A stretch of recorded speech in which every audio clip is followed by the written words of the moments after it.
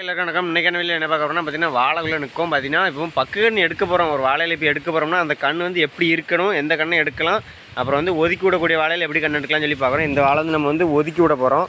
ஏன்னு கேட்டிங்கன்னா அந்த வாழை வந்து கொஞ்சம் நல்ல வாழையாக இருக்குது, அதனால் ஒதுக்கி விட போகிறோம். பார்த்தீங்கன்னா இந்த கன்று பார்த்திங்கன்னா தரையை விட்டு மேலே வந்த மாதிரி இருக்குது. பார்த்தீங்கன்னா மூடு பார்த்தீங்கன்னா உங்களுக்கே தெரியும், இந்த மூடு வந்து தரையை விட்டு மேலே வந்தால் பருக்குது. இப்போ பார்த்தீங்கன்னா இந்த மூடு அதே மாதிரி தான் துண்டாக மேலே வந்த மாதிரி இருக்குது, தரைக்கு மேலே சும்மா ஊனி வச்ச மாதிரி இருக்குது.